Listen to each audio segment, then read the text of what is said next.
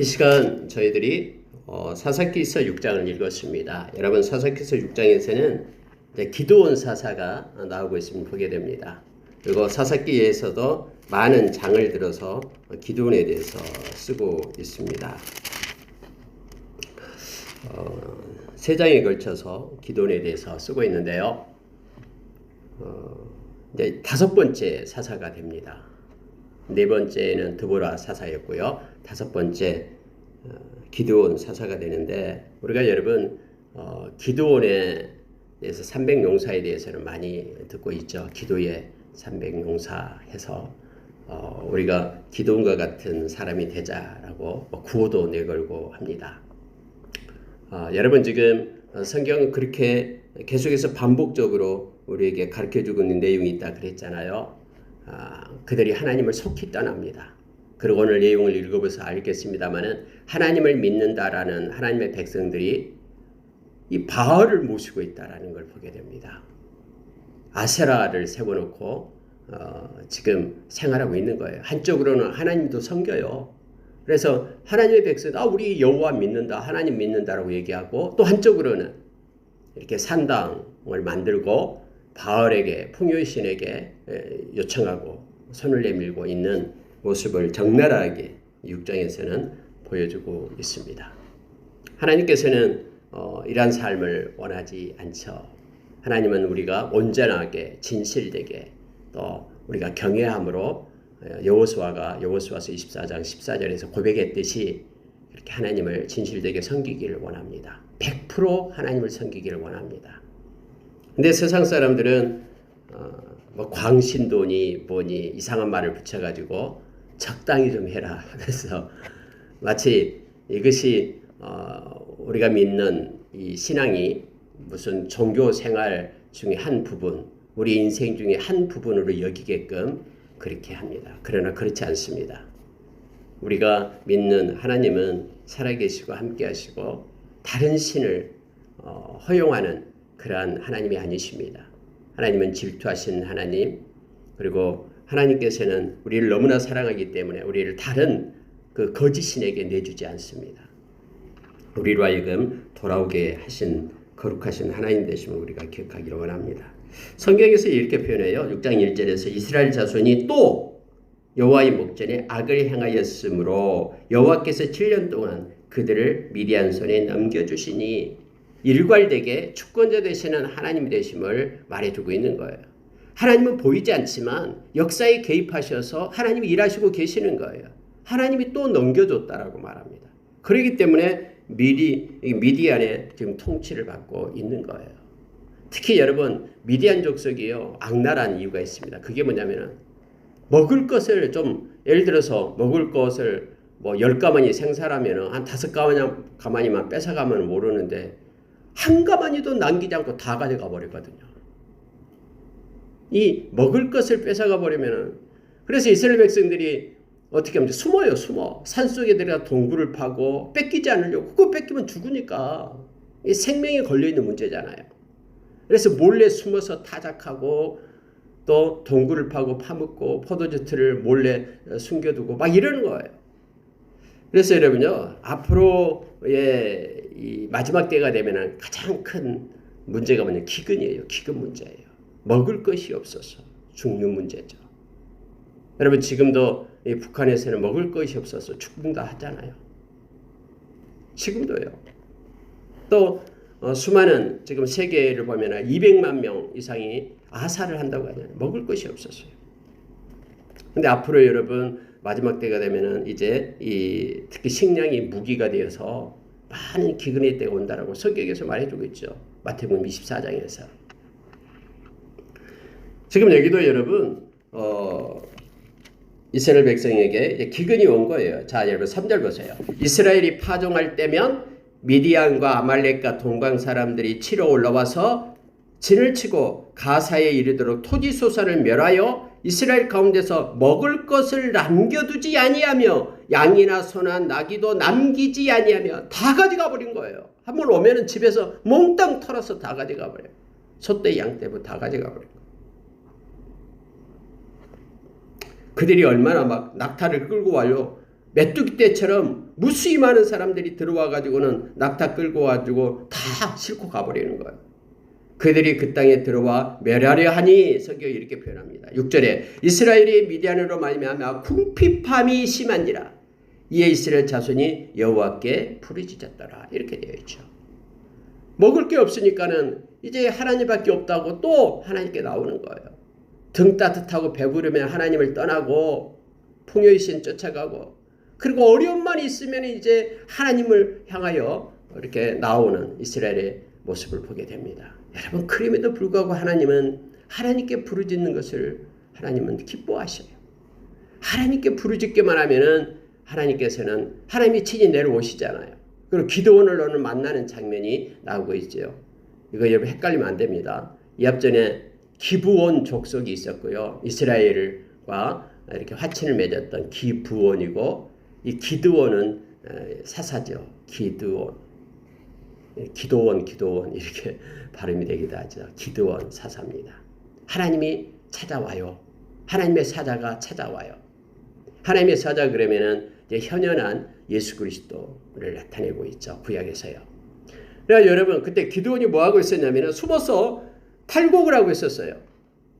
왜냐면 뺏어가니까 보면 와서 뺏어가 버리니까는 숨어서 먹고 살려고 그렇게 탈곡을 하고 있었고요. 이 기드온 그래도 집은 부자였어요. 그 마을에도 유지였어요. 또 자기 아버지는 그 우상을 섬기는 그런 사람이었죠. 그걸 맡고 있는 대표직이었죠. 우상직이었어요. 보니까요. 그래가지고 바알 그런 산당 또 아세라 산당 이것을 다 관리하는 자였습니다. 근데 여러분 10절 한번 보시기 바랍니다. 내가 또 너희에게 이르기를 나는 너희의 하나님 여호와니 너희가 거주하는 아모리 사람의 땅의 신들을 두려워하지 말라 하였으나 너희가 내 목소리를 듣지 아니하였느니라. 여러분 하나님께서 오셔서 그렇게 기도에게 말씀하고 있는 거예요. 왜 이걸 기록하냐면요. 우리로 하여금 읽고 깨닫게 하기 위함이에요. 성경의 말씀이 기록되어 있는 것은 우리가 고린도전서 10장에서도 그렇고요. 또 로마서 15장에서도 그렇고요. 이 말씀을 읽는 자들로 하여금 소망을 갖고 위로를 갖고 힘을 얻게 하기 위하여 또 깨달아서 알게 하기 위하여 그렇게 교훈하기 위하여 기록했다라고 우리에게 가르쳐주고 있죠. 그럼 보십시오. 이 말씀은 10절을요. 하나님께서는 땅의 신들을 두려워하지 말라 했다라는 거예요. 그런데 이스라엘 백성들은 지금 두려워하면서 산당에다가 바알과 아세라신을 모시고 있는 거예요. 왜냐하면 그들에게 빌지 않으면 농사가 안 될 것 같거든요. 비가 내려지지 않을 것 같고요. 그래서 풍성한 그런 소출을 위해서 빌고 있어요. 빌면 뭐합니까? 그렇게 해서 뭐 비가 와서 몽땅 소출이 있었다고 해도 다 뺏어가 버리잖아요. 하나도 없이 다 가져가 버리는데 이게 무슨 소용이 있습니까? 근데 그들이 지금 하나님께서 말씀하시기를 그렇게 하잖아요. 내 목소리를 듣지 않았다. 세상을 두려워하고요. 악한 거짓된 조각된 그런 조작된 신들을 두려워하고요. 하나님을 두려워해야 될 하나님의 백성은 하나님을 두려워하지 않고 이렇게 악한 세상의 신들을 두려워하고 있다. 그리고 내 말은 듣지 않았다. 여러분 내 말은 듣지 않았다라고 하나님께서 말씀하신 이유가 뭐냐면요. 나를 두려워하지 않았다라는 뜻이에요. 하나님을 두려워하는 사람은 하나님의 말씀을 지키죠. 하나님을 무시하고 하나님을 하찮게 여기니까 하나님의 말씀을 지키지 않는 것이죠. 우상은 두려워하니까 우상의 말, 세상의 말은 다 듣고요. 근데 하나님께서는 12절에 이렇게 말합니다. 여호와의 사자가 기드온에게 이르되 나타나 이르되 큰 용사여 여호와께서 너와 함께 계시도다. 갑자기 기드온에게 숨어서 탈곡하고 있는 기드온에게 나와서 큰 용사여 이렇게 얘기하는 거예요. 그러니까 이 기드온이 깜짝 놀래요. 아니 어찌하여 주여 어찌하여 내가 큰 용사입니까? 우리 가정은 뭐 보잘것없어요. 므낫세 중에 가장 약한 가정이고요. 또 내 아버지의 집 중에서 내가 가장 작은 자입니다. 보십시오. 여기서 초라하게 숨어서 지금 탈곡하고 있는데 무슨 내가 큰 용사입니까? 나의 주여 여호와께서 우리와 함께 계시면 어찌하여 이 모든 일이 우리에게 일어났나이까? 여러분 우리가 하나님 앞에 불평하고 원망한 것이 이거잖아요. 하나님 진짜 살아계신다면 왜 나에게, 왜 우리에게 이런 일이 있습니까? 기도원이 지금 하나님을 향하여 외치고 있는 내용이에요. 여호와께서 너와 함께 계시도다 라고 여호와의 사자가 말씀을 하니까, 아니 함께 계신다면 어찌하여 이 모든 일이 우리에게 일어났습니까? 하나님이 함께 계시니까는 하나님께서 허락해서 일어난 일이잖아요. 이 말씀을 읽고 있는 우리는 알고 있잖아요. 하나님께서 그렇게 해서 하나님의 이스라엘 백성을 세우기 위함임을 우리가 알고 있잖아요. 근데 기도는 하나님이 너와 함께 한다라고 말하니까, 하나님이 함께 하시면 어떻게 미디안 족속이 와서 우리의 곡식을 다 가져가 버리고 솥대 양떼 다 가져가 버리고 우리가 지금 굶어서 죽게 되었는데 어떻게 하나님이 함께 하시면 이런 일이 있습니까? 라고 반문을 하고 있는 것입니다. 아니요, 여호와께서 우리를 버렸습니다. 미련의 손에 우리를 넘겨주셨습니다. 이 말에 하나님께서는 조용합니다. 하나님께서는 14절에서 이렇게 말합니다. 여호와께서 그를 향하여 이르시되 너는 가서 이 너의 힘으로 이스라엘을 미디안 손에서 구원하라. 내가 너를 보낸 것이 아니냐.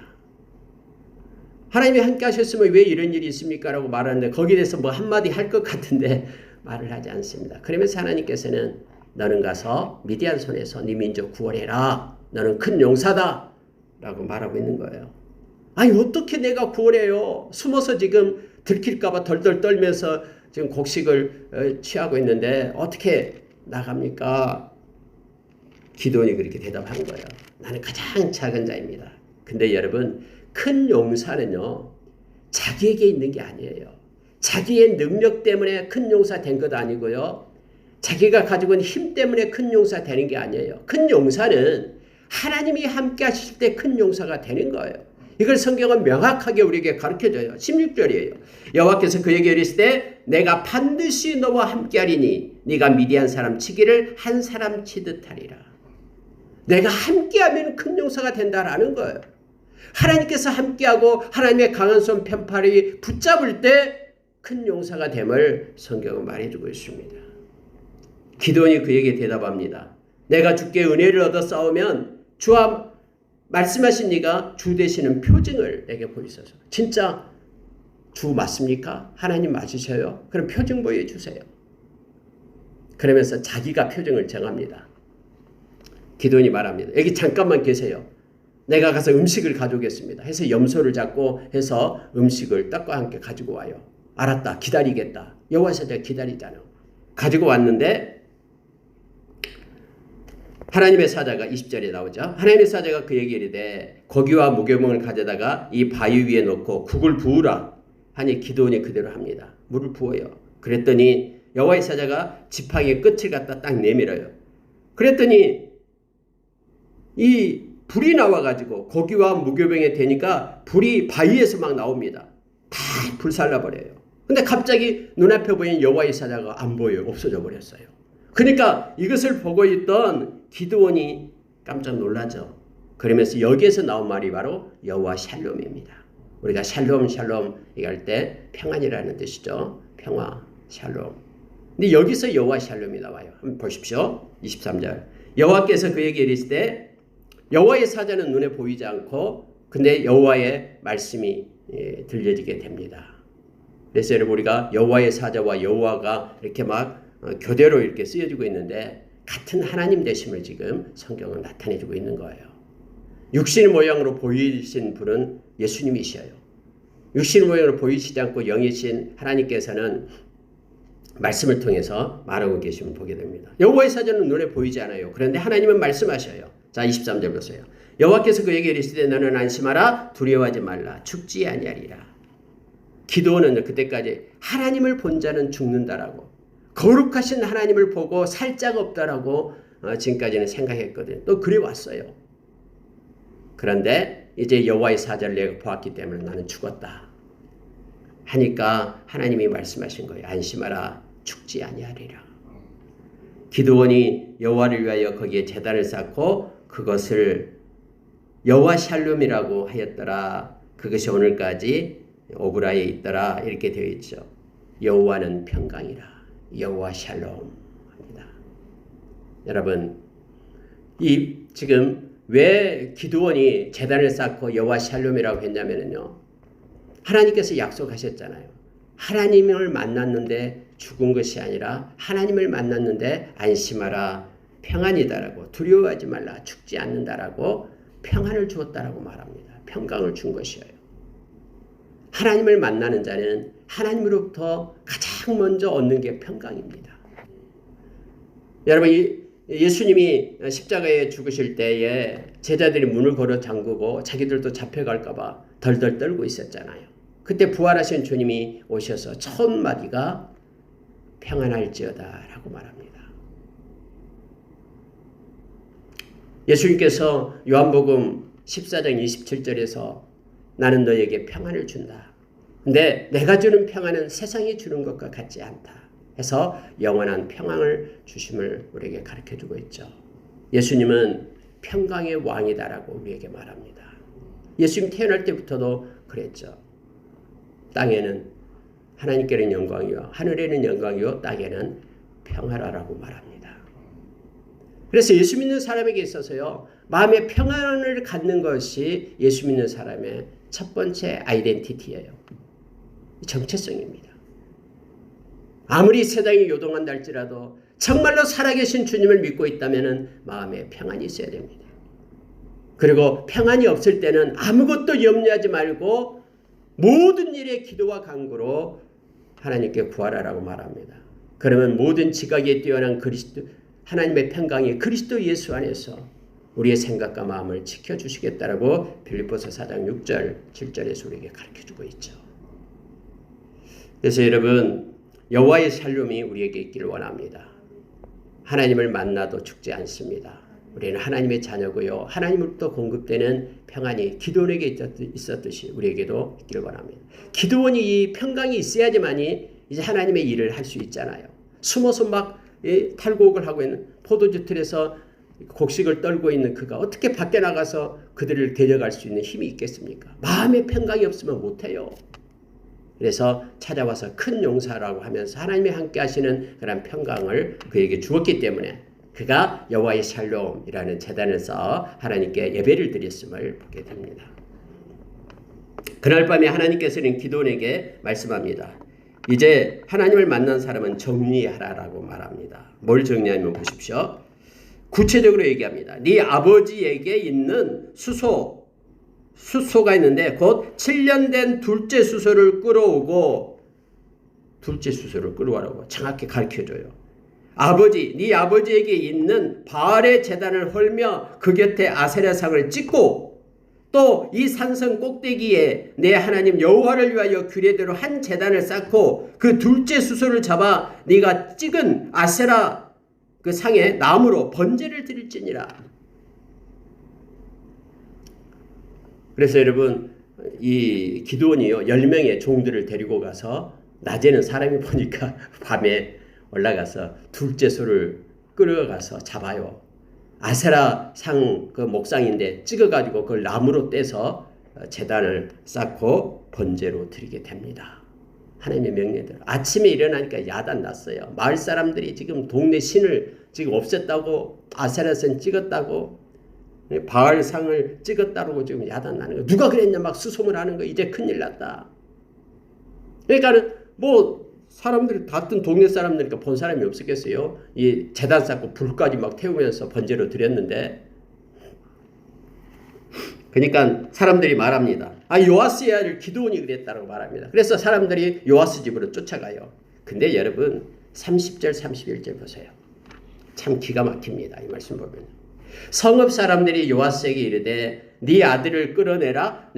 그는 당연히 죽을지니 이는 바알의 제단을 파괴하고 그 곁에 아세라상을 찍었음이니라 하니, 요아스가 자기를 둘러선 모든 자에게 이르되 너희가 바알을 위하여 다투느냐? 너희가 바알을 구원하겠느냐? 그를 위하여 다투는 자는 아침까지 죽임을 당하리라. 바알이 과연 신일진데 그의 제단을 파괴하였은즉 그가 자신을 위해 다툴 것이니라 하니라. 그날에 기드온을 여룻바알이라 불렀으니 이는 그가 바알의 제단을 파괴하였으므로 바알이 그와 더불어 다툴 것이라 함이었더라. 여러분, 요아스에게 이런 지혜가 임한 거예요. 요아스는 아세라상 그리고 바알상을 그렇게 섬기는 직위였잖아요. 그런데 자기 아들이 그걸 없앴어요. 그러니까 이게 요아스도 알고 있었어요. 이 바알, 아세라 이것이 가짜 신이라는 거 알고 있었어요. 그런데 그걸 통해서 자기에게 뭔가 유익이 있기 때문에 뭐 그런 것 때문에 그걸 관리하고 있었겠죠. 또 하나님께서 이미 기도원을 부를 때에 하나님의 영이 요아스에게 임했음을 알게 됩니다. 그래서 자기 아들이 그랬다는 걸 알고 있으면서도 사람들을 향하여 이러한 지혜를 얘기하는 거예요. 너희들은 지금 바알이 살아있다고 알고 있잖아. 근데 어떻게 사람이 신을 위할 수가 있느냐? 만약에 바알이 신이다면 자기를 해야 할 그러한 사람들을 가만두겠느냐? 놔둬라. 바알이 행하도록 놔둬라. 너희들이 뭔데 바알을 위하여 이렇게 일하려고 하느냐? 기가 막힌 지혜가 요아스에게 있게 됩니다. 사람들이 벌춤하거든요. 아니 바알이 무슨 신이야? 이게 그럼 우리가 섬길 필요 뭐 있느냐? 이렇게 얘기하겠죠. 그러니까 그들이 다 돌아가는 거예요. 다음 날이 지나도 아무런 일이 일어나지도 않습니다. 이것이 우상의 실제예요. 우리가 여러분 이사야서를 보면은 사람들이 어리석어서 나무를 가지고 불을 떼요. 떡을 구워요. 근데 그 똑같은 나무를 가지고 사람이 조각해가지고 신이다라고 놓고 절을 해요. 이렇게 어리석은 인간이다라고 성경은 말해주고 있음을 보게 됩니다. 하나님의 영이 분명 기드온의 붓이 있는 요아스에게까지 감화시켜서 기드온을 변호하도록 그렇게 만들고 있음을 보게 됩니다. 여러분 이슬람에는 우리가 잘 아는 명예살인이 있잖아요. 딸이 예수를 믿어요 몰래. 이걸 부모가 아빠가 알게 됐어요. 아니면 오빠가 알게 됐어요. 그럼 살인해요. 신을 배반했다라는 거. 가짜 신을 섬기면서도요. 여러분 이때도요. 요아스가 만약에 이 가짜 바알 신에 붙잡혀 있었다 그러면은 자기 아들을 막 화형시켰을 거예요. 근데 하나님께서 그의 요아스에게도 하나님의 성령의 감화가 있어서 기도를 변호하게끔 합니다. 자신들이 섬기는 바알이 참된 신이라면 스스로 방어하지 못하는 바알에 대해서 의문을 갖게끔 그렇게 한 거예요. 또 알고 있잖아요. 진짜 바알이 참신이라면 바알을 무너뜨리려고 달려드는 기드온을 가만뒀겠습니까? 여기서 깨어질 수도 있겠죠. 어떻게 스스로도 방어 못하는 신이 참신입니까? 여러분 하나님께서는 언약궤를 뺏겼을 때 하나님이 스스로 하나님은 방어해요. 언약궤 보낸 자마다 다 죽었어요. 언약궤 때문에 각 5개의 도시에 독종이 생겨가지고 그들이 막 제발 막 벳세메스로 이것 좀 옮겨달라고 해서 옮기게 되잖아요. 하나님은 스스로 방어 다 하셔요. 살아계시기 때문에. 근데 가짜 신은요 못해요.